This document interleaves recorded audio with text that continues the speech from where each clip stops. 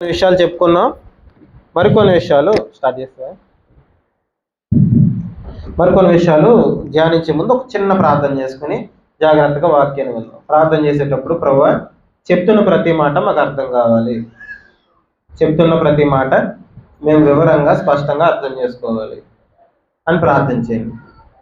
ఒక్కటే, ఇంకేం అవసరం లేదు, మాకు చెప్తున్న ప్రతి మాట అర్థం కావాలి. ప్రార్థన చేద్దాం. పరలోకమందున్న మా తండ్రి, దయకలిగిన ప్రభువా తండ్రి, మీరే సూటిగా స్పష్టంగా మాతో మాట్లాడాను ప్రభువా. చెప్తున్న ప్రతి మాట మేమంతా కలిసి అర్థం చేసుకోవడానికి ప్రోత్సహించండి. నేను మాట్లాడటం వల్ల ఎవరికి ఎటువంటి ఉపయోగం లేదు ప్రభువా. తండ్రి మీరే మాట్లాడండి అండి, మీ మాటలు మాకు తెలియచేయండి. ప్రభువులో భద్రపరచండి, స్థిరంగా నిలబెట్టండి. ఆత్మీయ అభిషేకాన్ని ఇచ్చి నడిపించమని, ఆత్మదేవ మీ కార్యాలు జరిగించమని వేడుకుంటూ చిన్న ప్రార్థన మా ప్రభువును రక్షకుడైన యేసయ్య పేరిట అడిగి వేడుకుంటూ ఆమేన్. మంచిది. దేవుని నామానికి మహిమ కలుగును గాక. దేవుడు మనతో సూటిగా మాట్లాడను గాక. గతించిన వారం యేసుక్రీస్తు వారి దైవత్వం కోసం కొన్ని విషయాలు మనం నేర్చుకున్నాం. ఎంతమంది గుర్తుందో లేదో కానీ యేసుక్రీస్తు వారు అంటే ఏంటో తెలియాలి అని అంటే మొట్టమొదటిగా యేసుక్రీస్తు వారికి దగ్గరగా ఉండాలి. యేసుక్రీస్తు వారు తన శిష్యుల్లో ఒక మాట అడుగుతున్నారు. మొన్న వారం చెప్పింది జ్ఞాపకం చేస్తున్నారు, అందరు ఇలా చూస్తూ ఉన్నారు. యేసుక్రీస్తు వారు తన శిష్యుల్ని ఒక మాట అడుగుతున్నారు, నా కోసం ప్రజలందరూ ఏమనుకుంటున్నారు అంటే వాళ్ళు ఏం చెప్పారు? ఒక్కరు ఒక్కొక్క రకంగా, ఒకరు ఏలియా అనుకుంటున్నారు, కొంతమంది అయితే ఇర్మియా అనుకుంటున్నారు, కొంతమంది బాప్తిస్మ ఇచ్చే యోహాను అనుకుంటున్నారు, కొంతమంది ప్రవక్తల్లో ఒకరు అనుకుంటున్నారు. యేసుక్రీస్తు వారు అంటే ఆ రోజు కూడా ప్రజలకు స్పష్టమైన అవగాహన లేదు, అప్పుడు లేదు, ఇప్పటికీ లేదు. యేసుక్రీస్తు వారి కోసం రకరకాలుగా ఇప్పటికీ మాట్లాడుకుంటూనే ఉన్నారు. ఆ రోజుల్లో వాళ్ళు మాట్లాడుకున్నారు, ఈ రోజుకి ఇప్పుడు ప్రజలు కూడా యేసుక్రీస్తు వారి కోసం రకరకాలుగా మాట్లాడుకుంటున్నారు. ఆయన మనుషులందరికంటే కొంచెం గొప్పవాడని. కొంతమంది బయట వాళ్ళు ఎలా మాట్లాడుకున్నది మనకు అనవసరం, కానీ క్రైస్తవ్యంలో ఒక రెండు బ్యాచ్లు ఉన్నాయి.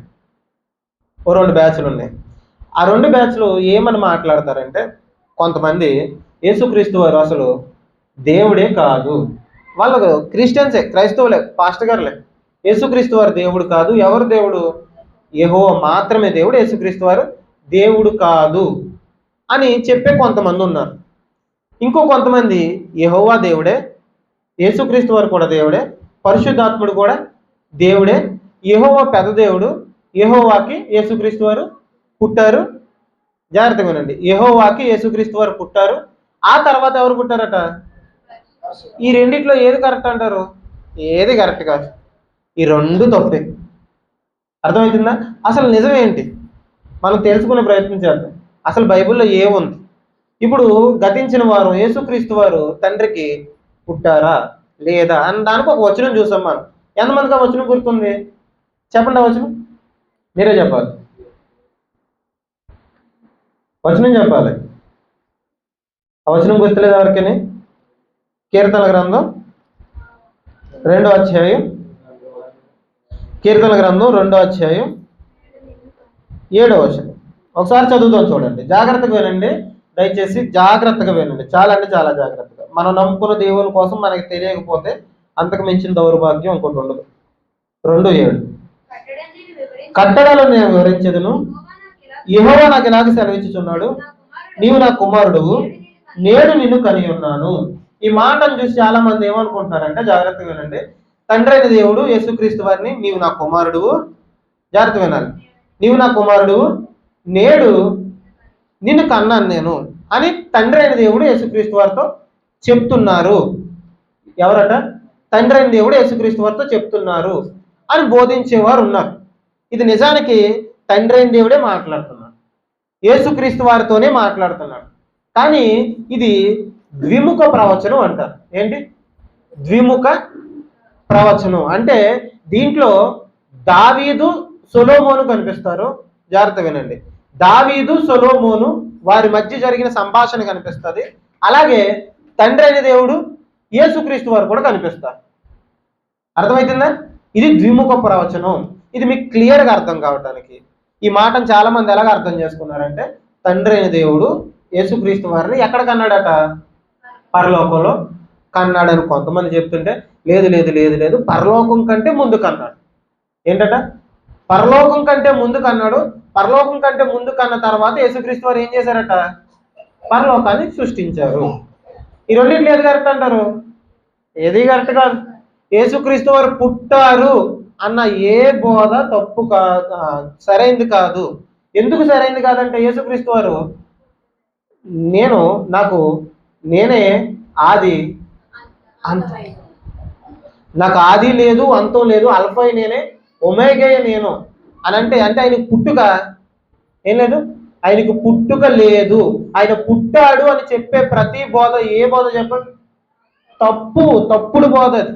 ఒకవేళ వాళ్ళు పొరపాటున అర్థం చేసుకోవచ్చు, వాళ్ళు తెలియక చెప్పవచ్చు, కానీ బైబిల్ ఏం చెప్తుందంటే యేసుక్రీస్తు వారు పుట్టిన వారు కాదు. అసలు మరి ఈ వచనాన్ని ఎలాగ అర్థం చేసుకోవాలి? ఈ వచనంలో కనిపించేది తండ్రి అయిన దేవుడే, ఈ వచనంలో కనిపించేది యేసుక్రీస్తు వారే. ఎలా వినండి, ఈ వచనంలో కనిపించేది తండ్రి అయిన దేవుడే, ఈ వచనంలో కనిపించేది యేసుక్రీస్తు వారే. తండ్రి అయిన దేవుడు తనంతట తానే యేసుక్రీస్తు వారు చెప్తున్నారు. ఏమని? నీవు చెప్పాలి, నీవు నా కుమారుడు, నేడు నిన్ను కని ఉన్నాను. ఎవరు అంటున్నారు? తండ్రి అయిన దేవుడు. ఎవరితో అంటున్నాడు? అంటే కన్నట్టేనా? అసలు కనడం అంటే ఏంటి? నీవు నా కుమారుడు. అసలు కుమారుడు అంటే ఏంటి? ఎప్పుడునండి దేవుణ్ణి మనం ఎలాగ అర్థం చేసుకోవాలంటే, అర్థమైతే నా మాటలు, దేవుణ్ణి మనం ఎలాగ అర్థం చేసుకోవాలంటే, ఇప్పుడు మన మనుషుల బంధాలు కొన్ని ఉంటాయి. ఈ బంధాలని మనుషుల దృష్టిలో ఈ భూలోక సంబంధమైన ఆలోచనలన్నీ పెట్టుకుని దేవుని దైవత్వాన్ని ఎప్పుడు ఆలోచించకూడదు. అదే పెద్ద తప్పు. మనం ఈ మనుషుల సంబంధాలని భూలోక సంబంధమైన ఆలోచనలు పెట్టుకుని దేవుని దైవత్వాన్ని అర్థం చేసుకుంటూనే పెద్ద తప్పు. కన్నాడు అనగానే ఆయనకి ఈయన పుట్టాడు అనుకోవడం చాలా అంటే చాలా తప్పు. అసలు ఒక సందర్భం అర్థం కావాలంటే, ఈ వచనం అర్థం కావాలంటే ఏం చేయాలి? అది తీసుకోవాలి. ఏం చేయాలి? ఇప్పుడు బైబిల్లో ఏ మాట అయినా అర్థం కావటానికి ఆ సందర్భం ఏంటో తెలియాలి. ఏంటి? బైబిల్లో ఏ మాట అర్థం కావాలైనా ఆ సందర్భం ఏంటో తెలియాలి. ఇప్పుడు ఈ మాట రాయబడుతున్న సందర్భం ఏంటి? బైబిల్లో మీరు ఏదైనా వచనం చూసారనుకోండి, ఆ వచనం మీకు అర్థం కావాలనుకోండి, అది ఎవరు ఎవరితో మాట్లాడుతున్నారు, ఎవరు ఎవరితో మాట్లాడుతున్నారు, ఎప్పుడు మాట్లాడుతున్నారు, మాట్లాడుతున్నప్పుడు సందర్భం ఏంటి, ఇవి తెలిస్తే తప్ప బైబిల్ అర్థం కాదు. ఇప్పుడు ఈ మాట అర్థం కావడానికి మనం చేయాల్సిన పని ఏంటంటే, ఈ అధ్యాయం ఎవరు రాశారు, ఎందుకు రాశారు, ఎప్పుడు రాశారు, అసలు ఈ సందర్భం ఏంటి అనే విషయాలు అర్థమైతే అసలు ఈ మాట ఏంటో అర్థం అవుతుంది. అసలు ఈ అధ్యాయాన్ని చూద్దాం. చూడండి, ఈ అధ్యాయం రాసింది దావీదు గారు. అసలు ఈ అధ్యాయంలో ఏముంది, అసలు ఈ అధ్యాయం దేనికోసం రాశారనేది చూద్దాం. మొదటి వచనం చూద్దాం. కీర్తన గ్రంథం 2వ అధ్యాయం 1వ వచనం.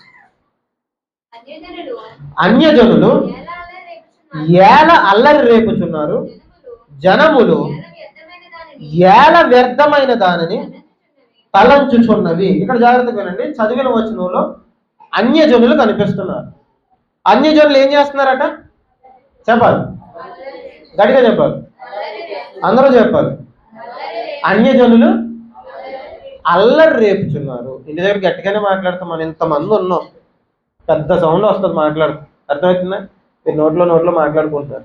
అన్యజనులు ఏం చేస్తున్నారట? అన్యజనులు అల్లరి చేస్తున్నారట. ఇప్పుడు పాత నిబంధన కాలంలో అన్యజనులు అంటే ఎవరు? అన్యజనులు అంటే ఇశ్రాయేలీలు కాని వారంతా అన్యజనులే. ఇశ్రాయేలీలు దేవుని పిల్లలు, మిగతా వాళ్ళంతా అన్యజనులు. అన్యజనులు ఏం చేస్తున్నారట? అల్లరి రేపుతున్నారట. ఎందుకు అల్లరి రేపుతున్నారంట? కింద మాటలు చూడండి, 2వ వచనం. మనము వారి కట్లను తెంపుదము రండి, వారి పాశములను మన యొద్ద నుండి పారవేయదము రండి అని చెప్పుకుంటున్నారట. ఈ అన్యజనులు అందరూ ఏం చెప్పుకుంటారంటే, మనము వారి కట్లను తెంచేద్దాం, వారి పాశాలని మన దగ్గర నుంచి పడేద్దాం అని మాట్లాడుకుంటున్నారట. ఇప్పుడు ఆలోచించండి, జాగ్రత్తగా వినండి. ఈ అన్యజనులందరూ ఎవరి కోసం మాట్లాడుకుంటున్నారంటే ఇశ్రాయేలీల కోసం మాట్లాడుకుంటున్నారు. ఈ అన్యజనులందరూ ఎవరి కోసం మాట్లాడుకుంటున్నారంటే ఇశ్రాయేలీల కోసం. ఇశ్రాయేలీల్ని లేకుండా చేసేద్దాం అనుకుంటున్నారట. సందర్భం చెప్తున్నాను మీకు. అన్యజనులు అల్లరి చేస్తున్నారట. ఎవరి మీద అల్లరి చేస్తున్నారు, ఎవరికి వ్యతిరేకంగా తిరుగుతున్నారంటే ఇశ్రాయేలీల ప్రజల్ని లేకుండా చేసేద్దాం, ఇశ్రాయేలు ప్రజల్ని నాశనం చేసేద్దామని అన్యజనులు అనుకుంటున్నారట. ఆ తర్వాత మాట చదువుదాం చూడండి. భూరాజులు యెహోవాకును ఆయన అభిషక్తునికి విరోధంగా నిలబడుతున్నారు. ఈ మాట ఒకసారి ఆలోచిద్దాం. మరలా చదవండి ఒకసారి, మరలా చదవండి. భూరాజులు యెహోవాకును ఆయన అభిషక్తునికి విరోధంగా నిలబడుతున్నారు. భూరాజులు ఎవరెవరికి విరోధంగా నిలబడుతున్నారు? యెహోవాకు ఆయన అభిషక్తులు. జాగ్రత్తగా వినండి. భూరాజులు అంటే ఈ భూమి మీద పరిపాలించిన రాజులు. ఈ రాజులు ఎవరికి వ్యతిరేకంగా తిరుగుతున్నారట? యెహోవాకి ఆయన అభిషక్తునికి, యెహోవాకి ఆయన అభిషక్తునికి వ్యతిరేకంగా తిరుగుతున్నారట. యెహోవా అంటే తండ్రి అయిన దేవుడు మనకు తెలుసు. అభిషక్తుడు అంటే క్రీస్తు అనే పదానికి అభిషక్తుడు.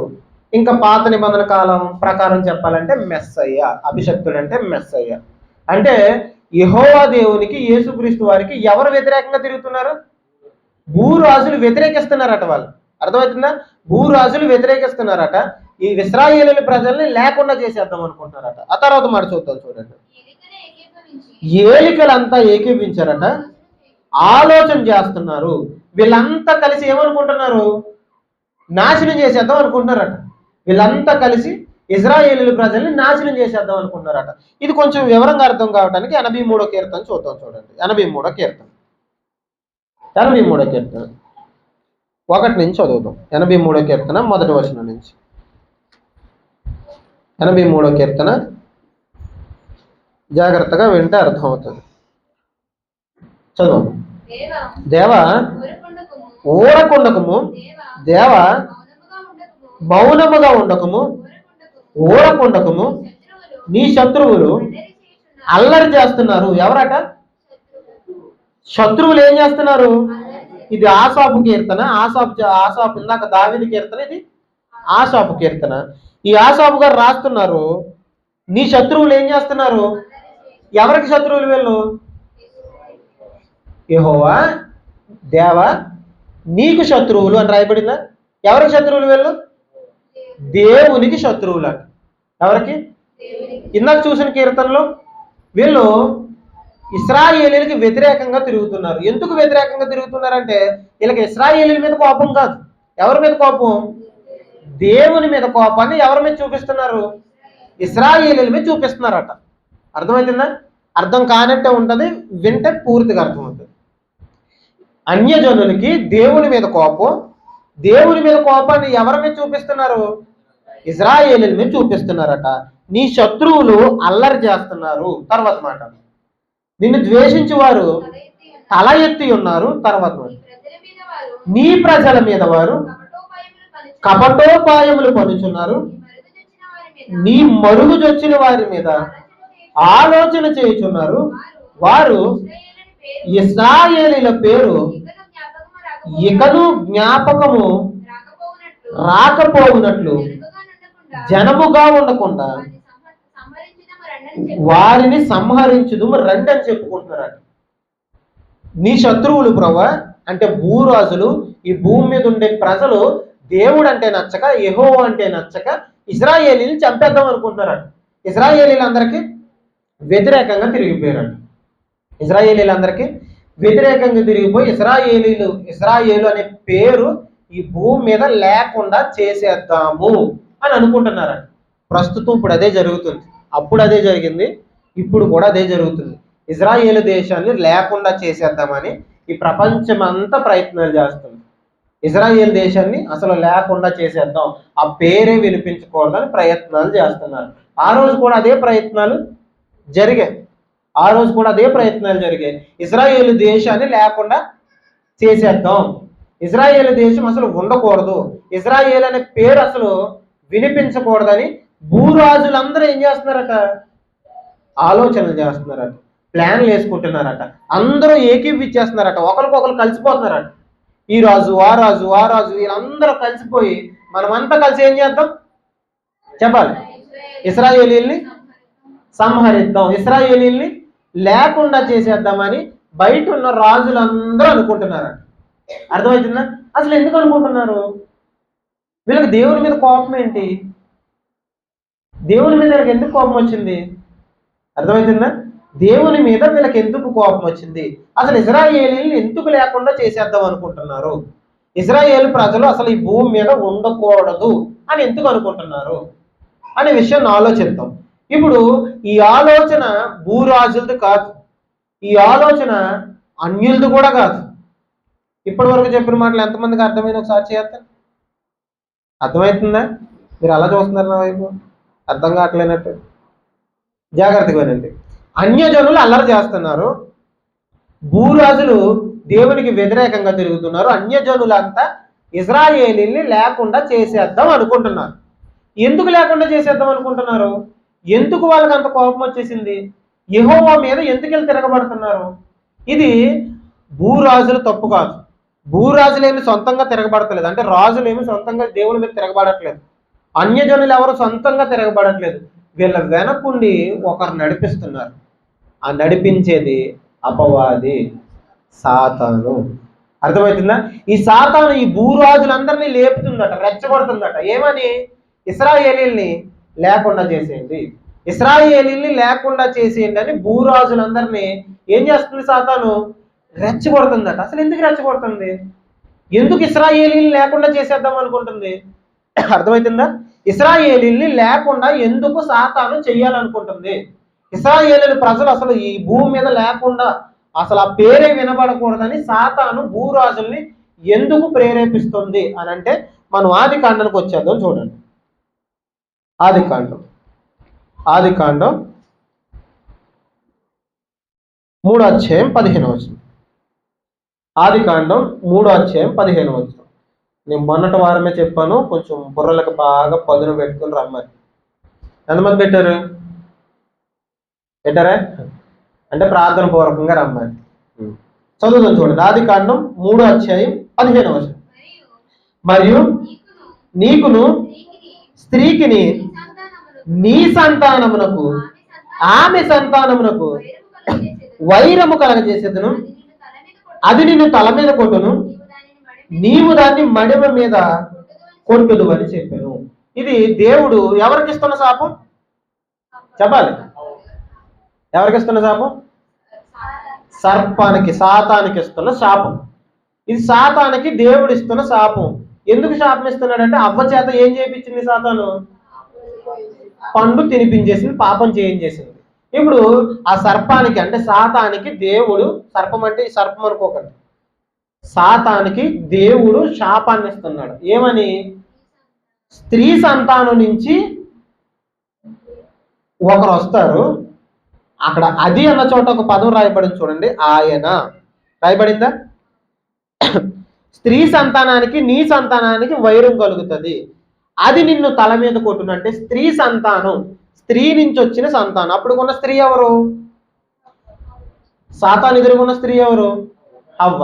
హవ్వ నుంచి వచ్చిన సంతానం ఏం చేస్తుందట? సాతాన్ని తల మీద కొడుతుంది. ఇప్పుడు ఒక పాముని తల మీద కొడితే ఏమవుతుంది చెప్పండి? ఎక్కడ కొట్టినా అంత ఈజీగా చచ్చిపోదు, తల మీద కొడితే. ఇప్పుడు హవ్వ నుంచి అంటే స్త్రీ నుంచి వచ్చిన సంతానం సాతాన్ని, సర్పాన్ని ఎక్కడ తొక్కుతుంది? తల మీద తొక్కుతుంది. ఈ సాతాను ఏం చేస్తుంది అంటే, ఇప్పుడు తల మీద తొక్కేసాం అనుకోండి, ఒక పాముని తల మీద తొక్కేసాం, ఇంకా అది కదపడానికి ఏముంటది? తోకే కదా ఉంటది. ఇప్పుడు కాళ్ళతో తొక్కిన తర్వాత ఆ తోక తీసుకుని ఏం చేస్తుందట? మడుం మీద కొడుతుందట. ఏమన్నా అవుతుందా? ఏం అవ్వదు. తోక తీసుకుని కొట్టినంత మాత్రం ఏం అవ్వదు. ఇప్పుడు స్త్రీ సంతానం నుంచి వచ్చిన ఆయన కొడితే ఏమవుతుంది? సాతాను అంటే సర్పం చనిపోతుంది, సాతాను చనిపోతుంది.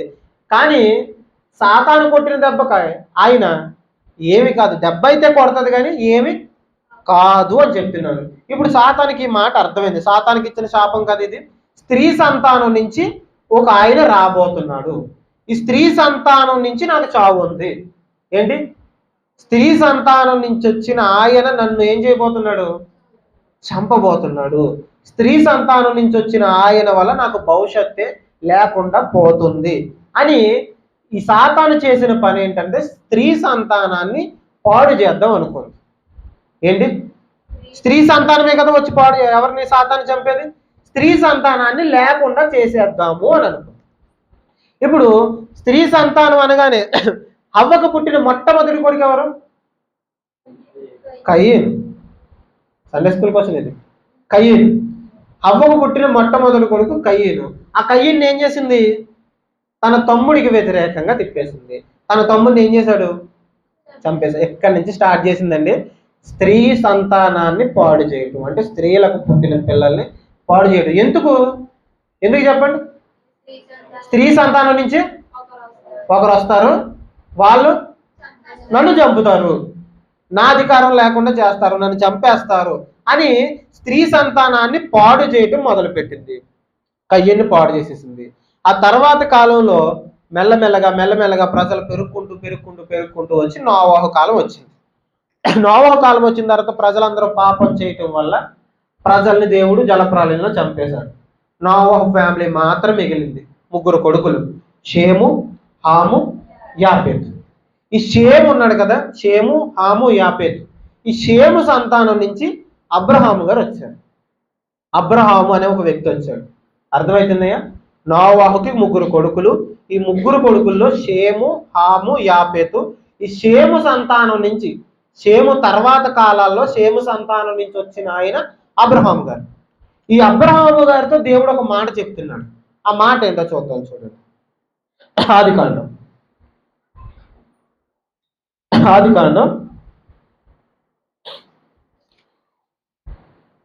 12వ అధ్యాయం. ఆదికాండం 12వ అధ్యాయం 3వ వచనం. ఆదికాండం 12వ అధ్యాయం 3వ వచనం. నిన్ను ఆశీర్వదించు వారిని ఆశీర్వదించెదను, నిన్ను దూషించు వారిని శపించెదను.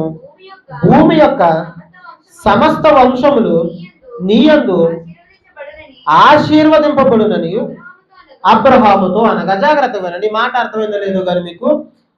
అబ్రహాముతో దేవుడు చెప్తున్నాడు, నిన్ను ఆశీర్వదించిన వారిని నేను ఆశీర్వదిస్తాను, నిన్ను దూషించిన వారిని నేను శపిస్తాను. భూమి యొక్క సమస్త వంశములు నీ యందు ఆశీర్వదించబడతాయి. అర్థమవుతుందా? ఇప్పుడు స్త్రీ సంతానాన్ని పాడు చేయాలన్న ఆలోచన ఎవరిది? అబ్రహాము ద్వారా ఈ భూమి వంశాలన్నిటినీ బాగు చేద్దాం, ఆశీర్వదిద్దామన్న ఆలోచన ఎవరిది? అర్థమవుతుందా? అబ్రహాము ద్వారా ఆశీర్వదిద్దామని దేవుడు అనుకుంటున్నాడు. స్త్రీ సంతానం అంతటిని పాడు చేయాలని సాతాను అనుకుంటున్నాడు. అర్థమవుతుందా? ఇవి 2 ఆలోచనలు జరుగుతున్నాయి. జాగ్రత్త వినండి. అబ్రహాము ద్వారా దేవుడు అందరినీ ఆశీర్వదిద్దాం అనుకుంటున్నాడు. భూ సంతానాలన్నిటిని, భూ వంశాలన్నిటిని ఆశీర్వదిద్దామని దేవుడు అనుకుంటున్నాడు. సాతాను ఏమనుకుంటుంది? స్త్రీ సంతానాన్ని లేకుండా చేసేద్దాం. ఇప్పుడు దృష్టంతా, సాతాను దృష్టంతా అబ్రహాం మీద పడింది. ఏంటి? అబ్రహాము సంతానం నుంచి దేవుడు ఆశీర్వాదం ఇద్దాం అనుకుంటున్నాడు. అంటే నన్ను చంపబోయే ఆయన ఎక్కడి నుంచి వస్తాడు? మీకు ఒక విషయం తెలుసా? సాతానికి భవిష్యత్తు తెలీదు. ఏం తెలీదు అంటే ఏం జరగబోతుంది అనేది తెలీదు. జరుగుతున్న సందర్భాలను బట్టి కొన్ని అంచనాలు వేస్తాడు. అంతే. అర్థమవుతుందా? జరుగుతున్న సందర్భాలను బట్టి కొన్ని అంచనాలు వేస్తాడు. మొట్టమొదటిగా హవ్వకి ఇచ్చిన శాపాన్ని బట్టి స్త్రీ సంతానాన్ని పాడు చేద్దాం అనుకున్నాడు. ఆ స్త్రీ సంతానం ఎవరని తెలిసిన తర్వాత అబ్రహాము నుంచి వచ్చిన వాళ్ళని తెలిసింది. ఇప్పుడు అబ్రహాము సంతానాన్ని పాడు చేద్దాం అనుకుంటున్నాడు. అబ్రహాము సంతానాన్ని పాడు చేయడానికి ఎవరి దగ్గర రావాలి? ఇప్పుడు ఎవరి దగ్గర రావాలి? సాతాను ఎప్పుడు మొట్టమొదటిగా స్త్రీల దగ్గరికి వస్తాడు. అర్థమవుతుందా? ఈజీగా దొరికేది వాళ్ళే, ఈజీగా పాపంలో పడిపోయేది కూడా వాళ్ళే. మీకు కోపం రావచ్చు, ఏదైనా జరగవచ్చు. సాతాను ఎప్పుడు మొట్టమొదటిగా వచ్చేది ఎవరి దగ్గరికి తెలుసా? అబ్రహాము సంతానాన్ని పాడు చేద్దాం అనుకుని అబ్రహాం దగ్గరికి రాలేదట. ఎవరి దగ్గరికి వచ్చింది? శారమ్మ దగ్గరికి వచ్చిందట. శారమ్మ దగ్గరికి వచ్చి శారమ్మలో ఒక ఆలోచన పుట్టించింది. ఆ ఆలోచన ఏంటంటే, చదువుదాం చూడండి. 16వ అధ్యాయం, ఆదికాండం 16వ అధ్యాయం 1వ వచనం చదువుదాం. అబ్రహాము భార్య అయిన సారాయి అతని పిల్లలు అతనికి పిల్లలు కనలేదు. ఆమెకు హాగరును ఐగుప్తురాలైన దాసి ఉండెను. కాగా సారాయి, ఇదిగో నేను పిల్లలు కనకుండా యెహోవా చేసి ఉన్నాడు, నీవు దయచేసి నా దాసితో పొమ్ము అని చెప్తున్నాను, జాగ్రత్తగా వినండి. కొంచెం పెద్ద మెసేజ్ కనుక మీకు చదివించట్లేదు, చెప్పేస్తున్నాను. ఇప్పుడు సాతాన్ ఎవరి దగ్గరికి వచ్చింది చెప్పాలి? సారాయి దగ్గరికి వచ్చింది. సారాలో ఆలోచనలు పుట్టిస్తుంది. సారాలో ఆలోచనలు పుట్టిస్తుంది ఏమని అంటే, నాకు ఇంకా పిల్లలు పుట్టరు. దేవుడు ఏం చెప్పాడు? మీకు పిల్లల్ని ఇస్తాను, మీ సంతానాన్ని ఆశీర్వదిస్తాను, మీ సంతానం ద్వారా భూ ప్రపంచాల్లో ఉన్న వంశాలన్నింటినీ ఆశీర్వదిస్తాను అని. కానీ ఇప్పుడు అపవాది ఎవరి దగ్గరికి వచ్చింది? సారా దగ్గరికి వచ్చి ఈ సంతానాన్ని పాడు చేద్దామని ఇప్పుడు సారాలో ఆలోచన పుట్టిస్తుంది, నాకు పిల్లలు పుట్టరు, నువ్వు నా దాసి ఉంది కదా హాగరు, హాగర్తో పోయి నాకు పిల్లల్ని కను. సంతానాన్ని ఎలా పాడు చేద్దాం అనుకుంటుంది చూడండి. సారా అబ్రహాము కలిసి పిల్లల్ని కంటే ఆ పిల్లల ద్వారా ఎవరు వస్తారు? సాతానును అంతం చేసే అతను వస్తాడు. సాతాన్ని అంతం చేసే అతను వస్తాడని తెలిసి ఇప్పుడు వాళ్ళిద్దరూ పిల్లల్ని కనకూడదు, నాకు ఇంకా పిల్లలు పుట్టరు అనే భ్రమని ఆవిడ క్రియేట్ చేయాలి. దేవుని మాట మీద నమ్మకం లేకుండా క్రియేట్ చేయాలి. హాగర్ని మధ్యలోకి తీసుకురావాలి అని హాగర్ని మధ్యలోకి తీసుకొచ్చి హాగర్కి అబ్రహాముకి ఒక పిల్లోడు పుడతాడు, అతని పేరు ఇష్మాయేల్. ఇదంతా ఎందుకు చెప్తున్నారండి అంటే, చెప్తాను కంగారు పడతాడు. హాగర్కి అబ్రహాముకి ఒక పిల్లవాడు పుట్టాడు, అతని పేరు ఇష్మాయేల్. ఈ ఇష్మాయేలే నా సంతానం అని అబ్రహాం అనుకుంటున్నాడు.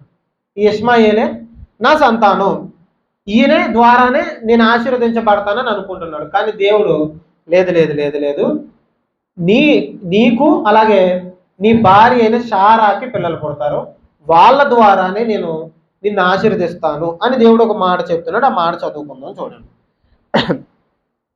ఆదికాండం 17వ అధ్యాయం 18-19 వచనాలు చదువుదాం చూడండి.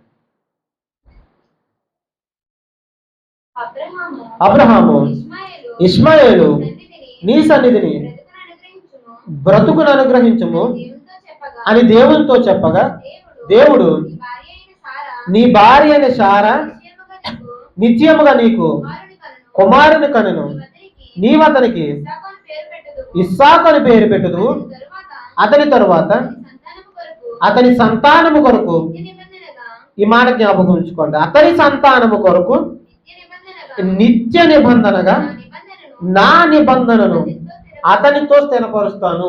ఇష్మాయేల్తో కాదు, ఇస్సాకు పుడతాడు, ఆ ఇస్సాకు ద్వారా నీకు ఒక నిబంధన ఇచ్చాను కదా. ఏంటి అబ్రహాంకి ఇచ్చిన నిబంధన ఏంటి? వాగ్దానం ఏంటి? నీ సంతానాన్ని నీ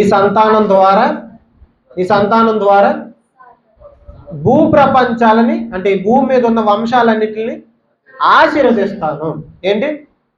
నీ సంతానం ద్వారా ఈ ప్రపంచాన్ని నేను ఆశీర్వదించాలనుకుంటున్నాను అని ఇష్మాయేల్తో నెరవేరుతుంది. ఎవరితో నెరవేరుతుంది? ఇస్సాకుతో నెరవేరబోతుంది. ఇస్సాకుతో ఈ మాటలు నెరవేరబోతున్నాయి అనగానే ఇప్పుడు అపవాది దృష్టి అంతా ఎవరి మీదకి వచ్చేది చెప్పండి? సాతాను దృష్టి అంతా అబ్రహాం కాదు. ఇంకా ఇప్పుడు నెక్స్ట్ ఎవరి దగ్గరికి వచ్చేది? ఇస్సాకు దగ్గరికి వచ్చేది. అర్థమవుతుందా? ఫస్ట్ హవ్వ కయ్యను అయిపోయిన తర్వాత అబ్రహాం దగ్గరికి వచ్చింది. అబ్రహాం సంతానం పాడు చేద్దాం అనుకుంది, అయినా దేవుడు కానివ్వలేదు. ఇప్పుడు ఇస్సాకు దగ్గరికి వస్తుంది. ఇస్సాకు ద్వారానే నన్ను చంపేసేవాడు రాబోతున్నాడు. ఇప్పుడు ఇస్సాకు సంతానాన్ని ఏం చేయాలి? పాడు చేసేయాలి. ఇస్సాకు 2 కొడుకులు పుట్టారు. ఆ 2 కొడుకుల పేర్లు యాషావు, యాకోబు. ఈ యాకోబు ఆశీర్వదించబడ్డాడు. అంటే ఇప్పుడు దృష్టి ఎవరి మీదకి వచ్చేది? యాకోబు మీదకి వచ్చేది. యాకోబుకి 12 మంది కొడుకులు పుట్టారు. ఆ 12 మంది కొడుకుల్ని యాకోబు ఆశీర్వదిస్తున్నాడు. ఆ 12 మంది కొడుకుల్ని ఆశీర్వదిస్తూ ఆ 12 మంది కొడుకుల్లో యోధ అనే ఒక కొడుకు ఉన్నాడు. ఆ కొడుకుని ఆశీర్వదిస్తూ ఆయన ఒక మాట మాట్లాడుతున్నాడు. ఈ మాట పక్క నుంచి ఎవరంటారు చెప్పండి?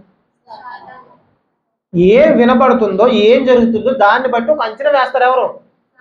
ఒక అంచనా వేస్తాడు. భవిష్యత్తు తెలియదు, జరుగుతున్న దాన్ని బట్టి ఒక అంచనా వేస్తాడు. ఇప్పుడు దృష్టి అంతా ఎవరి మీద పడింది? యాకోబు మీద పడింది. యాకోబు తన కుమారులను దీవిస్తూ యోధాని దీవిస్తున్నాడు. ఏమని దీవిస్తున్నాడు చూద్దాం చూడండి. ఆదికాండం 49వ అధ్యాయం. ఆదికాండం 49వ అధ్యాయం 8వ వచనం నుంచి 10వ వచనం వరకు చదువుకుందాం. ఆదికాండం 49వ అధ్యాయం. ఆదికాండం 49వ అధ్యాయం 8 నుంచి 10 వచనాలు చదువు. యోధా, నీ సహోదరులు నిన్ను స్తుతించెదరు, నీ చెయ్యి నీ శత్రువుల మెడ మీద ఉండును, నీ తండ్రి కుమారులు నీ ఎదుట సాగిలపడుదురు. యోధా, కొదమ సింహము, నా కుమారుడా, నీవు పట్టిన దాన్ని తిని వచ్చితివి. సింహము వలెను గర్జించు ఆడసింహము వలెను అతడు కాళ్ళు ముడుచుకొని పండుకొనును. అతను లేపువాడెవడు? శిలోహు వచ్చు వరకు యోధా యొద్ద నుండి దండము తొలగదు, అతని కాళ్ళ మధ్య నుండి రాజదండము తొలగదు. ఈ మాటలన్నీ మీకు వీలైతే యోధాకి ఇచ్చిన ఆశీర్వాదం ఒకసారి నేను ప్రేయర్ గ్రూప్ లో చెప్పినట్టున్నాను. దీనికోసం మనం ఇక్కడ కూడా మాట్లాడుకుందాం. ఈ మాటల సారాంశం ఏంటంటే, ఆ మాటల్లో 9వ వచనంలో చూడండి, యోధ కొదమ సింహం కనిపించిందా? యోధ, అసలు యోధ కొదమ సింహం అంటే ఎవరో మీకు అన్నీ ఎవరు గుర్తొచ్చేయాలి. ఎవరల్లో? యోధ కొదమ సింహం, యోధ గోత్రపు సింహం అని ఎవరిని అంటారు? యేసుక్రీస్తు వారిని అంటారు. ఇప్పుడు యాకోబు యోధాను ఆశీర్వదిస్తూ, అంటే తన కుమారుడైన యోధాను ఆశీర్వదిస్తూ, అధికారం నీ చేతుల్లో ఉండబోతుంది, అంటే నీ గోత్రం నుంచి వచ్చిన వాళ్ళు ఈ రాజ్యాన్ని పరిపాలించబోతున్నారు, దేవుని రాజ్యాన్ని స్వతంత్రించుకోబోతున్నారు, అధికారం నీ చేతుల్లోనే ఉంటుంది. నీ చేతుల్లోంచి రాజదండం తీసేసేవారు ఎవరు ఉండరు. ఇక్కడ చూడండి, శిలోహు అని కనిపిస్తుందా? శిలోహు అంటే ఎవరో కాదు, యేసుక్రీస్తు వారు. ఆయన వచ్చేంత వరకు, ఆయన అధికారాన్ని చేపట్టేంత వరకు ఎవరిది రాజదండం తొలగిపోదు? యోధా వంశం నుంచి రాజదండం తొలగిపోదు. అంటే ఇప్పుడు సాతాను వెంటనే పసిగట్టాడు, ఇప్పుడు నన్ను చంపేసేవారు ఎక్కడి నుంచి వస్తారు? యూదా గోత్రం నుంచి వస్తారు. మొట్టమొదటిగా హవ్వ తర్వాత అబ్రహాము తర్వాత ఇస్సాకు తర్వాత యాకోబు మీద దృష్టి పెట్టింది. ఇప్పుడు యూదా గోత్రం నుంచి నన్ను చంపేసేవాడు వస్తున్నాడు. ఇప్పుడు యూదా గోత్రాన్ని నాశనం చేసేయాలి, ఇజ్రాయేలీల్ని నాశనం చేసేయాలి అని చేసిన పని ఏంటంటే, ఇజ్రాయేలీల్ని లేకుండా చేసేద్దాం, ఇజ్రాయేలీని చంపేద్దామని ఇజ్రాయేలీలు ఈ వాగ్దానం అయిపోయిన తర్వాత, ఈ తన కుమారుల్ని ఆశీర్వదించేసిన తర్వాత ఈ కుమారులు అందరూ ఐగుప్తులోనే ఉండిపోతారు. ఈ ఐగుప్తులో ఉండిపోయిన తర్వాత వీళ్ళ జనాభా పెరిగిపోతూ ఉంటారు. ఫరో రాజుగారు ఏం చేస్తారంటే, ఈ జనాభా పెరిగిపోతున్నారు, వీళ్ళని అరికట్టకపోతే వీళ్ళు మా మీదకి యుద్ధానికి వచ్చేస్తారు అని భయంకరమైన శ్రమలు పెట్టడం మొదలు పెడతారు. భయంకరమైన శ్రమలు పెట్టడం మొదలు పెట్టిన తర్వాత ఆ శ్రమలు పెట్టిన వీళ్ళ సంతానం తగ్గదు.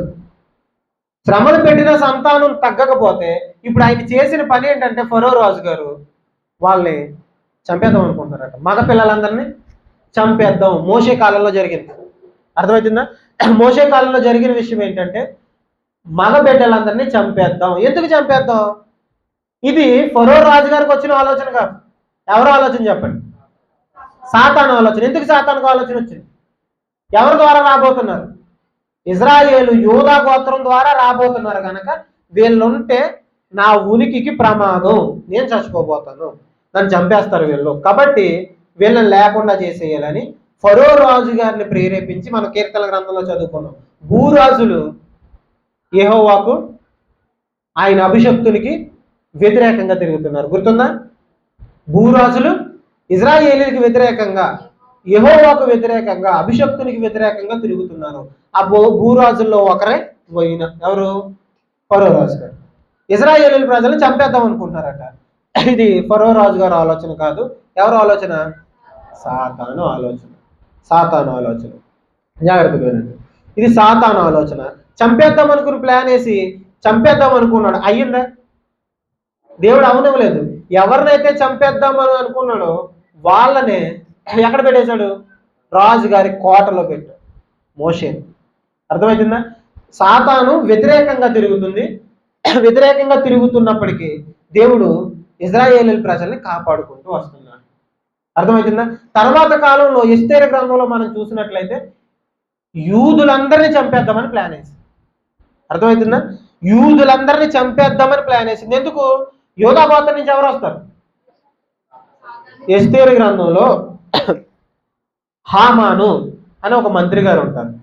ఆ మంత్రి గారు గుర్రం మీద వెళ్తుంటే అందరూ నమస్కారం చేస్తారు.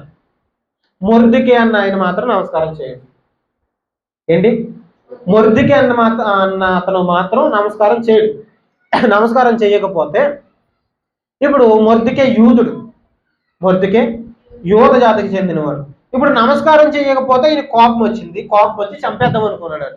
ఎవరిని చంపేద్దాం అనుకోవాలి? అసలు ఎవరైతే నమస్కారం పెట్టలేదో, నేను మంత్రిని అయితే నాకు నమస్కారం పెట్టలేదు, అందరూ పెట్టారు, ఇతను పెట్టలేదు, ఇతను చంపేద్దామని అనుకోవాలా? ఎవరిని చంపేద్దాం అనుకున్నాడు తెలుసా? యూదులందరినీ చంపేద్దాం అనుకున్నాడు. ఈ ఆలోచన ఎవరు చెప్పండి? సాతానుది. యూదుల్ని లేకుండా చేసేద్దాం, నా ఉనికికి ప్రమాదం అని యూదులందరినీ చంపేద్దామని ప్లాన్ చేస్తే ఎస్తేరు ద్వారా దేవుడు ఆ గ్రంథంలో యూదుల్ని కాపాడటం జరిగింది. దేవుడు ఆ జనాంగాన్ని కాపాడుకుంటూ వస్తున్నాడు. అపవాదం ఏం చేస్తుంది? ఎందుకు దేవుడు కాపాడుకుంటూ వస్తున్నాడంటే, కొంచెం వాటర్ ఉంటాయండి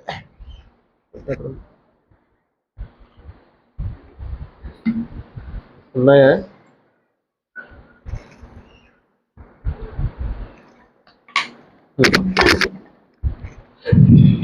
దేవుడు ఎందుకు యూదుల్ని కాపాడుకుంటూ, ఇశ్రాయేలీని కాపాడుకుంటూ వస్తాను అంటున్నాడంటే, ఆయన ద్వారానే, అది ఇశ్రాయేలీల ద్వారానే ఎవరు రాబోతున్నారు? అభిషక్తుడు ఈ భూమి మీదకి రాబోతున్నాడు, సాతాన్ని అంతం చేసే వ్యక్తి రాబోతున్నాడు అని కాపాడుకుంటూ వస్తున్నాడు. సాతాను ఏం చేస్తుంది? చంపేద్దామని ప్లాన్ చేస్తుంది. అర్థమవుతుందా? చంపేద్దామని ప్లాన్ చేస్తుంది. యూదులు ఎవరిని లేకుండా చేసేద్దామని ప్లాన్ చేస్తుంది. ఇప్పుడు ఆ యూద జాతి నుంచి, ఆ యూదుల నుంచి సాతానుని చంపటానికి వచ్చిన వ్యక్తి ఎవరు చెప్పండి? సాతానుని అంతం చేయటానికి, లేకపోతే సాతాను అధికారాన్ని తొక్కేసి ఆయన అధికారాన్ని చేపట్టడానికి వచ్చిన వ్యక్తి ఎవరు? యేసుక్రీస్తు వారు. ఈ విషయాన్ని దేవుడు ఎప్పుడు చెప్పాడు తెలుసా? ఇప్పుడు అబ్రహాము కాలంలో చెప్పేశాడు. ఆ మాట చూద్దాం, చూడండి ఒకసారి, జాగ్రత్తగా విందాం. ఆదికాండం 22వ అధ్యాయం 18వ వచనం. ఆదికాండం 22:18 ముగించుకుందాం. మరియు నీవు నా మాట వినినందున భూలోకములోని ఏంటి జనములన్నీ నీ సంతానము వలన ఆశీర్వదింపబడును, నా తోడని ప్రమాణము చేసి ఉన్నానని యెహోవా సెలవిచ్చెను. ఒక జాగ్రత్త వినండి. అబ్రహాముకి దేవుడిస్తున్న వాగ్దానం ఇందాక మీకు చెప్పలేదు, కావాలనే చెప్పలేదు, ఇప్పుడు చెప్దామని. అబ్రహాముకి దేవుడిస్తున్న ఆశీర్వాదం, వాగ్దానం ఏంటంటే, నీ సంతానము వలన ఆశీర్వదించబడతారు భూజానంగం అంతా. ఇక్కడ చూడండి, సంతానములు అని లేదు, ఏమనుంది? సంతానం అంటే ఒక్కరు, సంతానములు బిడ్డలు అంటే ఎక్కువ మంది, బిడ్డ అంటే ఒకరే. సంతానము అంటే ఒకరు, సంతానములు అంటే అనేక మంది. ఇప్పుడు దేవుడు అబ్రహాముకి ఇచ్చిన వాగ్దానం ఏంటంటే, నీ సంతానం దీవించబడుతుంది. అంటే నీ సంతానం నుంచి ఒకరు వస్తారు, ఆయన ఆశీర్వాదంగా ప్రపంచానికి ఉండబోతున్నాడు. అబ్రహాముకి ఇచ్చిన వాగ్దానం ఇస్సాకు మాత్రమే కాదు, అబ్రహాముకి ఇచ్చిన వాగ్దానం యేసుక్రీస్తు వారు. ఈ మాట ఎవరు రాస్తారో తెలుసా? గలతీయులకు రాసిన పత్రికలో పౌలు గారు రాస్తారు. చూద్దాం, చూడండి. నాకు తెలిసి మీలో కొంతమందికి మాటలు అర్థం అవుతుంది, అర్థం కాకపోతే మళ్ళీ వచ్చి అడగండి.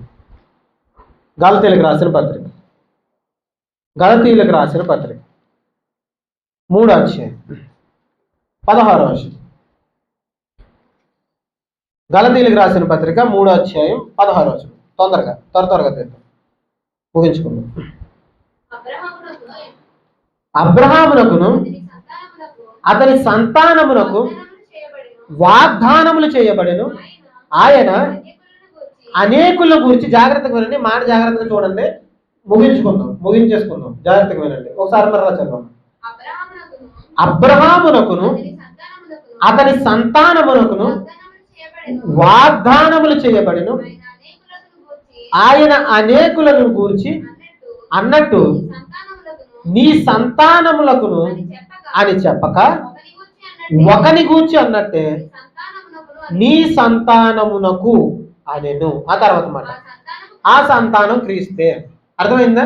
అబ్రహాముకి దేవుడు వాగ్దానం ఇచ్చేటప్పుడు సంతానములు అనలేదట, సంతానము అన్నాడట. ఆ సంతానం ఎవరట అంటే అబ్రహాముకి ఇచ్చిన వాగ్దానం ఎవరు? యేసుక్రీస్తు వారు. యేసుక్రీస్తు వారి ద్వారా ఈ భూప్రపంచాన్ని అంతటిని ఆశీర్వదిస్తాను అని చెప్పారు. అర్థమవుతుందా? ఇప్పుడు యేసుక్రీస్తు వారి ద్వారా ఈ భూప్రపంచం ఆశీర్వదించబడుతుంది. కాబట్టి యేసుక్రీస్తు వారి భూమి మీదకి రాకూడదని ప్లాన్ చేసింది సాతాను. అర్థమవుతుందా? యేసుక్రీస్తు వారి ద్వారా ఈ భూప్రపంచం ఆశీర్వదించబడుతుంది.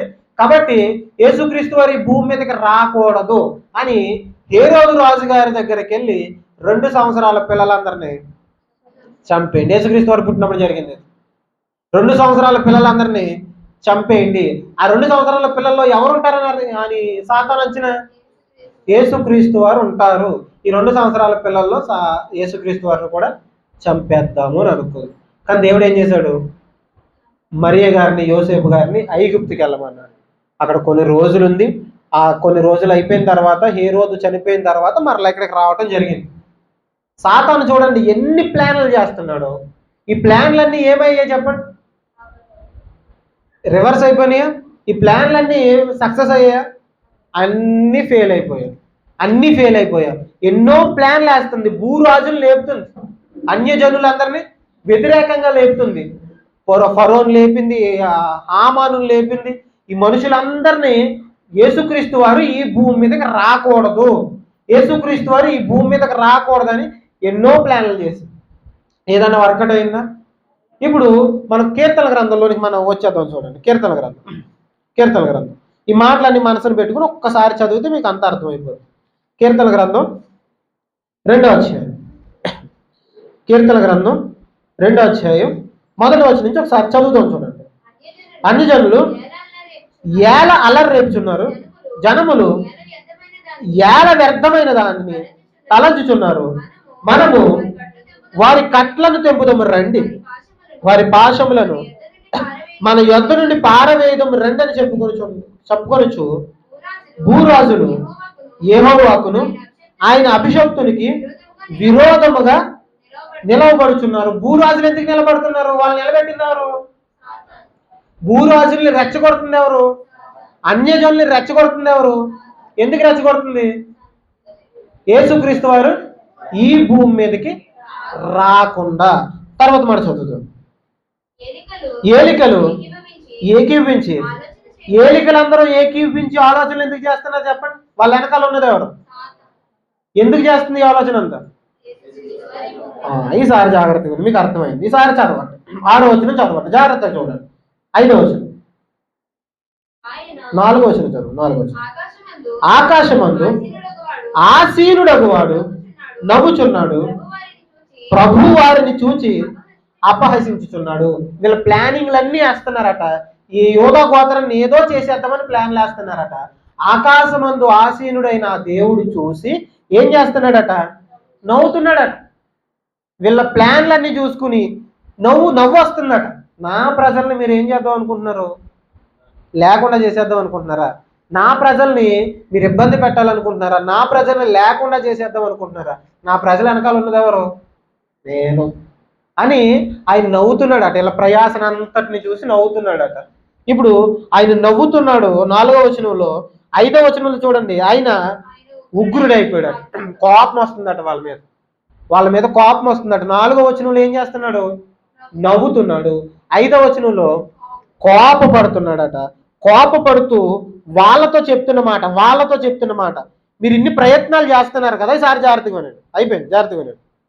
మీరు ఇన్ని ప్రయత్నాలు చేస్తున్నారు కదా, మీరు అభిషక్తుని భూమి మీదకి రాకుండా, యేసుక్రీస్తు వారిని భూమి మీదకి రాకుండా ఇన్ని ప్లాన్లు చేస్తున్నారు కదా, సాతాను వెనకున్న వీళ్ళంతా మీరు ఇన్ని ప్లాన్లు చేస్తున్నారు కదా అని దేవుడు నవ్వుతూ వాళ్ళ మీద కోపపడుతూ వాళ్ళకి చెప్తున్న మాట, మీరు ఎన్ని ప్లాన్లు చేసినా నేను ఒకటి చెయ్యబోతున్నాను, జాగ్రత్తగా వినండి అని చెప్పి మాట చెప్తున్నాడు. చూడండి. ప్రచండ కోపము చేత వారిని తల్లడింపజేయును. తర్వాత మాట, నేను నా పరిశుద్ధ పర్వతమైన సియోను మీద నా రాజును ఆసీనుడిగా చేస్తాను. ఒక రాజుని మీరు ఈ భూమి మీదకి రాకుండా చేద్దాం అనుకుంటున్నారు కదా జాతకుని. ఒక రాజుని ఈ భూమి మీదకి రాకుండా మీరు చేద్దాం అనుకుంటున్నారు. చాలా ప్రయత్నాలు చేస్తున్నారు. మీరు జాగ్రత్తగా వినండి.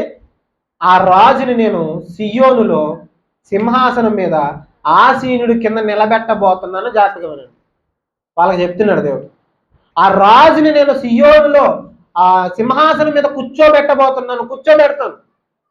మీరు ఎన్ని ప్లాన్లు చేసినా, ఎలాంటివి చేసినా, మీరు ఎన్ని వ్యతిరేకంగా ప్లాన్లు చేసినా, మీ ప్లాన్లు చూస్తే నాకు నవ్వు వస్తుంది. ఇంకో విధంగా చూస్తే నాకు కోపం కూడా వస్తుంది. మీరు జాగ్రత్తగా వినండి. మీరు ఎన్ని ప్రయత్నాలు చేసినా ఆ రాజు భూమి మీదకి రాకుండా, అంటే యేసుక్రీస్తు వారు ఈ భూమి మీదకి రాకుండా మీరు ఎన్ని చేసినప్పటికీ ఆ రాజు ఈ భూమి మీదకి వస్తాడు. ఆయన సింహాసనాన్ని ఎక్కుతాడు. ఆయన ఈ భూమి మీదకి వచ్చాడు, సిలువలో మరణించాడు. మరణించిన తర్వాత పరలోకానికి తిరిగి వెళ్ళాడు. ఆ తిరిగి వెళ్తున్నప్పుడు ఒక మాట పేతురు గారు రాశారు. ఆ మాట చూద్దాం. చూడండి. ఆ మాట చదువుకుని ఈ మాట దగ్గరకు వచ్చి ముగించుకుందాం. మీరు దిగిలుగా మొఖం పెట్టకండి. అర్థమవుతుందా? ఒకసారి చదువుతాం చూడండి. పేతురు గారు రాసిన మొదటి పత్రిక. ప్రతిరోజు బైబిల్ చదివితే ఇలాంటి విషయాలు విన్నప్పుడు ఆసక్తి వస్తుంది. బైబిల్ చదవకపోతే నీరసం వస్తుంది. పేతురు గారు రాసిన మొదటి పత్రిక 3వ అధ్యాయం 22వ వచనం. పేతురు గారు రాసిన మొదటి పత్రిక 3వ అధ్యాయం 22వ వచనం. ఆయన పరలోకమునకు వెళ్ళి దూతల మీదను అధికారుల మీదను శక్తుల మీదను అధికారము పొందిన వాడే దేవుని కుడి పార్శ్వమున ఉన్నాడు. జాగ్రత్తగా వినండి. యేసుక్రీస్తు వారిని భూమి మీదకి రాకుండా చేద్దామని సాతాను అనుకుంది. కానీ యేసుక్రీస్తు వారి భూమి మీదకి వచ్చి మన కోసం సిలువలో మరణించారు. ఇలా చూస్తూ వినండి, ముగించుకోండి. మీరు జాగ్రత్తగా వింటే త్వరగా అయిపోయింది. యేసుక్రీస్తు వారిని రాకుండా చేద్దామని సాతాను అనుకుంది. సాతాను అనుకున్నా కానీ యేసుక్రీస్తు వారి భూమి మీదకి వచ్చి మన కోసం 3వ దినాన చనిపోయారు. చనిపోయి 3వ దినాన తిరిగి లేచారు. అపవాది ప్లాన్లన్నీ రివర్స్ చేయబడ్డాయి, ఫెయిల్ అయిపోయినాయి. ఇప్పుడు యేసుక్రీస్తు వారు తిరిగి లేచారు. తిరిగి లేచిన తర్వాత ఎక్కడికి వెళ్ళారు? పరలోకానికి వెళ్ళారు. ఆ పరలోకానికి వెళ్ళేటప్పుడు రాయబడిన మాట చూడండి. ఆ పరలోకానికి వెళ్తున్న స్థితిని పేతురు గారు వర్ణిస్తున్నాడు. ఆయన పరలోకమునకు వెళ్ళి దూతల మీద అధికారుల మీద శక్తుల మీద అధికారము పొందిన వాడే దేవుని కుడి పార్శ్వమున. ఈ పాటికి మీకు అర్థమైపోవాలి. అర్థమైందా? ఇప్పుడు ఈ మాటను జాగ్రత్తగా గుర్తుపెట్టుకుని అక్కడికి వచ్చేద్దాం. చూడండి. యేసుక్రీస్తు వారు మరణించి తిరిగి లేచారు. తిరిగి లేచిన తర్వాత పరలోకం వెళ్ళారు. పరలోకం వెళ్ళిన తర్వాత సింహాసనాన్ని ఏం చేస్తున్నారట? అధిష్ఠిస్తున్నారు. సింహాసనం ఎక్కుతున్నారు. పరలోకంలో సింహాసనం ఎక్కుతున్నాడు. ఈ సింహాసనం ఎక్కకుండా చేసేద్దామని, లేకపోతే ఆయన్ని భూమి మీదకి రాకుండా చేసేద్దామని చాలా ప్లాన్లు జరిగాయి. ఆ ప్లాన్లన్నిటినీ తిప్పుకొట్టి ఆయన వచ్చాడు, మరణించాడు, 3వ దినాన్ని తిరిగి లేచాడు. సాతాను తల మీద కొట్టడం అంటే సిలువలో మరణించడం. సిలువలో మరణించి పరలోకానికి వెళ్ళి అధికారాన్ని చేపట్టాడు. సింహాసనం మీద కూర్చున్నాడు. ఈ విషయం కోసం అక్కడ చెప్పబడింది. ఈసారి చదువుదాం చూడండి. ఈసారి చదువుకుని ముగించుకుందాం. కీర్తన గ్రంథం 2వ అధ్యాయం 6-7 వచనాలు చదువుదాం. నేను నా పరిశుద్ధ పర్వతం మీద, జాగ్రత్తగా వినండి, నేను నా పరిశుద్ధ పర్వతం మీద సియోను మీద, పరిశుద్ధ పర్వతమైన సియోను మీద నా రాజును ఆసీనుడుగా. ఆ రాజు ఎవరు చెప్పండి? దేవుడు అన్యజనులతో, తండ్రి అయిన దేవుడు చెప్తున్నాడు. తండ్రి అయిన దేవుడు వీళ్ళతో, సాతానుతో, ఆ భూరాజులతో చెప్తున్న మాట, నేను నా రాజుని సియోను పరలోకంలో సింహాసనాసీనుడుగా చేస్తున్నాను. సింహాసనం మీద కూర్చోబెడుతున్నాను. సింహాసనం మీద కూర్చోబెట్టి సింహాసనం మీద ఆసీనుడైన తర్వాత ఆయనతో ఈ మాట చెప్తున్నారు. చూడండి 7వ వచనం. కట్టడలను నేను వివరిస్తాను. యెహోవా నాకు ఎలాగ సెలవిస్తున్నాడు? నీవు నా కుమారుడు, నేడు నిన్ను కని ఉన్నాను. ఈ మాట చెప్తుంది ఎవరు? ఆయనే. నీవు నా కుమారుడు, నేను నిన్ను కని ఉన్నాను. ఇది ఎప్పుడు చెప్తున్న మాట? ఎప్పుడు? పరలోకంలో. భూమి మీదకి వచ్చి జయించి తిరిగి వెళ్ళిపోయిన తర్వాత పరలోకంలో చెప్తున్న మాట. అర్థమవుతుందా? దీన్ని ఎక్కడ కలిపేశారు వాళ్ళందరూ తీసుకెళ్ళి? యేసుక్రీస్తు వారు స్టార్టింగ్ లో తండ్రి అయిన దేవునికి పుట్టారు. ఈయన సింహాసనం మీద కూర్చోబెట్టి ఏం చెప్తున్నాడు? సింహాసనం మీద కూర్చోబెట్టి చెప్తున్న మాట ఇది. అర్థమవుతుందా? ఆయన చనిపోయి తిరిగి లేచిన తర్వాత పరలోకానికి వెళ్ళి సింహాసనం మీద కూర్చున్న తర్వాత పక్కన కూర్చోబెట్టి నువ్వు నా కుమారుడు. ఇప్పుడు చూడండి, ఏదన్నా గొప్ప పని చేశాడు అనుకోండి కుమారుడు, ఏదైనా గొప్ప పని చేశాడు అనుకోండి, ఒక గొప్ప స్థాయికి వచ్చాడు అనుకోండి, ఏమంటారు? నా కొడుకు. అప్పుడు దాకా కొడుకు కదా? అప్పుడు దాకా కొడుకేనా? అప్పుడు దాకా ముందే పుడేశాడు కదా? ముందే పుడేశాడు. కానీ గొప్ప పని చేసిన తర్వాత ఏమని చెప్తున్నాడు? నా కొడుకు అని చెప్తున్నాడు. మనుషుల కోసం చెప్తున్నాడు. మనుషులకి కొడుకు పుట్టిన తర్వాత అప్పుడు సంతోషం, సరైన సంతోషం రాదు. ఎప్పుడు సంతోషం వస్తుంది? కుమారుడు ఒక స్థాయికి ఎదిగిన తర్వాత, ఒక జాబ్ సంపాదించిన తర్వాత, ఒక గొప్పవాడు అయిపోయిన తర్వాత అందరికీ చెప్పుకుంటారు అన్న కొడుకు అని చెప్పుకుంటారు. అర్థమవుతుందా? యేసుక్రీస్తు వారు ఈ భూమి మీదకి వచ్చి సింహాసనాన్ని, ఈ లోకంలో సాతాను తలని చితక్కొట్టి 3వ దినాన్ని తిరిగి లేచి అక్కడికి వెళ్ళిన తర్వాత సింహాసనం మీద కూర్చున్న తర్వాత అప్పుడు చెప్తున్న మాట ఇది. దీన్ని కుమారత్వం అంటారు, పుట్టడం కాదు. ఈ కుమారత్వం కోసం మనం వచ్చే వారం తెలుసుకుందాం. అసలు కుమారుడు, నువ్వు నా కుమారుడు అని ఎందుకు అంటున్నాడు? నువ్వు నా కుమారుడివి అని ఎందుకు అంటున్నాడు? యేసుక్రీస్తు వారు ఈ భూమి మీదకి ఎలా వచ్చారు చెప్పండి? ఎలా వచ్చారు? కుమారుడిగా వచ్చారు. అర్థమవుతుందా? యేసుక్రీస్తు వారు ఈ భూమి మీదకి ఎలాగ వచ్చారు? మనమంతా ఎవరు? దేవుని కుమారులు, కుమార్తెలు. యేసుక్రీస్తు వారు ఎలాగొచ్చారు? ఎందుకు కుమారులుగా వచ్చారంటే, ఈ కుమారులుగా కుమార్తెలుగా వచ్చిన మనం తిరమరం లేకుండా బతుకుతున్నాం. అర్థమవుతుందా? సరైన పద్ధతి లేదు. పరలోకం ఎలా వెళ్ళాలో మనకు తెలియట్లేదు. ఆయన కుమారుడిగా వచ్చి ఒక కుమారుడు ఎలా బతకాలి, ఒక కుమారుడు ఎలా ఉండాలి, దేవుని కుమారుడు అంటే ఎలా బతకాలి, ఎలా బతికి మరలా పరలోకానికి వెళ్ళాలి అని చెప్పడానికి దేవుని కుమారుడిగా ఈ లోకానికి వచ్చాడు. దేవుని కుమారుడిగా ఈ లోకంలో బతికాడు. అందుకే ఆయనకి ప్రార్థన చేస్తున్నాడు. ఎందుకు? తండ్రికి ప్రార్థన చేస్తున్నాడు కాబట్టి ఆయన పెద్ద అయినా, ఈయన చిన్న అయినా అని చెప్పకూడదు. ఎందుకు ప్రార్థన చేస్తున్నాడు ఈయన? ఒరే, ఇలా ప్రార్థన చేయండి, తండ్రి మీద ఆధారపడండి. ప్రతి విషయంలో తండ్రి మీద ఆధారపడతాడు ఆయన. ఎందుకు ఆధారపడుతున్నాడు? మీరందరూ ఆయన మీద ఆధారపడండి. తండ్రి మీద ఆధారపడుతున్నాడు కాబట్టి ఈయన చిన్న అయినా, ఆయన పెద్ద అయినా అని అన్నాం అనుకో, దేవుడు డెప్ మీద కొడతాడు. అర్థమవుతుందా? ఎందుకు ఆయన తగ్గించుకుని వచ్చాడంటే, తన్ను తాను తగ్గించుకుని కుమారుడిగా ఈ లోకానికి ఎందుకు వచ్చేసాడంటే, నీకు నేర్పించడానికి, నీకు మాదిరి చూపించడానికి, మనమంతా ఆయన అడుగు జాడల్లో నడవటానికి కుమారుడిగా వచ్చాడు. అర్థమవుతుందా? ఆయన కుమారుడు అని ఉందని ఆయనకి ఈయన పుట్టాడు. ఎక్కడ కన్నాడంటే పరలోకంలో కన్నాడు. కన్నాడని మీరు ఎలా చెప్తారంటే ఈ వచనం చూపిస్తున్నారు. ఈ వచనానికి వాళ్ళు చెప్పిన వివరణకు అర్థం ఉందా? అద్రూపాయ జ్ఞానం అంటారు దీన్ని మహాజ్ఞానం అని చెప్పుకుంటున్నారు. అర్థమవుతుందా? కనీసపు బైబిల్ మీద అవగాహన లేకుండా యేసుక్రీస్తు వారు పుట్టారు అని ముందు చెప్పేశారు. ఇప్పుడు చాలా మంది చెప్తుంటే అది సరి చేసుకుంటూ పోయి కవర్ చేసుకుంటూ ఎవరైతే చెప్తున్నారో వాళ్ళే తప్పుడు బోధకులు అంటాం మొదలు పెట్టారు. అర్థమవుతుందా? ఇది ఎప్పుడు రాయబడిన మాట చెప్పండి, ముగించేసుకుందాం. యేసుక్రీస్తు వారు మరణించి తిరిగి లేచి పరలోకానికి వెళ్ళిన తర్వాత, సింహాసనం మీద కూర్చున్న తర్వాత దేవుడు చెప్తున్న మాట. ఇది ఎప్పుడు రాయబడిన మాట కాదు. ఇది యేసుక్రీస్తు వారిని ఆయన కన్నాడు కాదు. మీకు వచ్చే వారం క్లియర్గా చెప్తానండి. కంటేనే కుమారుడు అవుతాడా? కనకపోయినా కుమారుడు అవుతాడా? అసలు కంఠం అంటే ఏంటి? ఇప్పుడు దేవుడు కన్నాడు, ఆయనకి ఈయన పుట్టాడు అంటున్నారు. ఏ హాస్పిటల్లో? అర్థమవుతుందా? కనీసపు జ్ఞానం లేని మాటలు. అర్థమవుతుందా? కనీసపు జ్ఞానం లేని మాటలు. అసలు కుమారుడు అంటే ఏంటి, అసలు ఎందుకు కుమారుడు అయ్యాడు అనే మాటలు మనం వచ్చే వారం ధ్యానిద్దాం. ఈ మాట మాత్రం ఎక్కడ రాయబడిన మాట కాదు, పరలోకంలో ఆయన పుట్టడానికి సంబంధించిన మాట కాదు, సింహాసనం ఎక్కినప్పటి మాట ఇది. సింహాసనం ఎక్కి సింహాసనాన్ని అధిష్ఠించిన ఆనాటి మాట ఇది, పుట్టిన మాట కాదు. ఈ మాటను తీసుకెళ్ళి ఎక్కడ కలిపేశారంటే ఆయన పుట్టాడు అని చెప్పిన మాటల్ని కవర్ చేసుకోవడానికి వాక్యాన్ని అద్దు పెట్టుకుని రకరకాలుగా వాక్యాన్ని ఉన్నది లేనట్టుగా తిప్పేసి ఈరోజు ఎన్నో దుర్బోధలు జరుగుతున్నాయి. అర్థమవుతుందా? వాక్యంలో ఉన్నది ఉన్నట్టుగా చెప్పాలి. ఒకవేళ వాక్యంలో లేనిది ఒకవేళ చెప్తే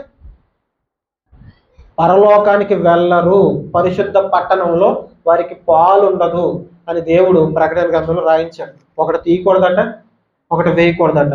వారి అహాన్ని ప్రదర్శించుకోవడానికి మేము చెప్పింది ఒకవేళ తప్పు అని వాళ్ళు ఒప్పుకోలేక వాక్యాన్ని ఉన్నది లేనట్టుగా మార్చేసే రకాలు బయట బోలు మంది ఉన్నారు. కాబట్టి అర్థం చేసుకోండి, ఈ మాటలు యేసుక్రీస్తు వారి తండ్రికి పుట్టాడు అనడానికి సంబంధించినవి కావు. ఎంతమందికి అర్థమైంది? అర్థమైందా? అందరికీ అర్థమైంది కదా? మంచిది, దేవునికి స్తోత్రం. ప్రార్థన చేసుకుందాం. మరికొంత వివరణ వచ్చే వారం చూద్దాం. ప్రార్థన చేసుకుందాం. పరలోకమందున తండ్రి, దయ కలిగిన నీ అద్భుతమైన ప్రశస్తమైన నామానికి వేలాది వందనాలు తండ్రి. ఇప్పటివరకు తండ్రి ఒక సుదీర్ఘమైన ప్రసంగం ద్వారా తండ్రి మీరు మాతో మాట్లాడారు. అంటే వాక్యాన్ని తండ్రి ఎలా అర్థం చేసుకోవాలి, ఒక వచనం అర్థం చేసుకోవడానికి ప్రభావ మాకు ఎంత సమయం పట్టింది తండ్రి. ఒక వచనాన్ని వివరంగా అర్థం చేసుకోవడానికి ప్రభావ మాకు ఎంత సమయం పడుతుంది ప్రభావ. బైబిల్ అంతటినీ అర్థం చేసుకోవడానికి ప్రభావ ఎంత సమయం పడుతుంది ప్రభావ. ఆ మాటలు సరిగా అర్థం కాక ఉన్నది లేనట్టుగా చెప్తూ తండ్రి ఎన్నో తండ్రి దుర్బోధలు తండ్రి నేడు ప్రపంచంలో తిరుగుతున్నాయి ప్రభావ. వారిని క్షమించండి తండ్రి. మంచి మనసుతో ఈ మాటలు విని వాళ్ళు అర్థం చేసుకునే కృపను వారికి దయచేయండి. స్థిరంగా నిలబెట్టండి, శక్తినిచ్చి నడిపించండి. ఎవరి మీద మాకు ఎటువంటి కోపం లేదు ప్రభావ. నీ వాక్యాన్ని ఉన్నది లేనట్టుగా చెప్పి మీ దైవత్వాన్ని తగ్గిస్తున్నారు అందరిని బట్టే ప్రభావ. తండ్రి మాటలు చెప్పడం జరుగుతుంది. మంచి మనసుతో ప్రభావ వాళ్ళంతా ఈ మాటలు అర్థం చేసుకుని దాన్ని స్వీకరించే హృదయాన్ని వరకు దయచేయండి. భద్రపరచండి. సంఘాన్ని ఇంకా తండ్రి వాక్యపు లోతుల్లో తండ్రి పెంచడానికి తండ్రి చక్కని కృపను దయచేయమని వేడుకుంటూ సేవకుని జ్ఞాపకం చేసుకోండి ప్రభావ. సేవకుడు ప్రభావ బలహీనుడై ఉన్నాడు ప్రభావ తండ్రి. సేవకుడు తండ్రి తొందరలోని ప్రభావ తండ్రి చక్కగా నిలవబడి తండ్రి సంఘానికి తండ్రి వాక్యాన్ని ప్రకటించే తండ్రి చక్కటి ఆరోగ్యాన్ని తండ్రి బిడ్డకి దయచేయమని వేడుకుంటూ ప్రభుత్వం భద్రపరచమని వేడుకుంటూ చిన్న ప్రార్థన ప్రభువు రక్షకుడైన యేసే పెట్టాడికి వేడుకుంటూ ఉంటాను. అందరు కొందనాలండి ప్రభు.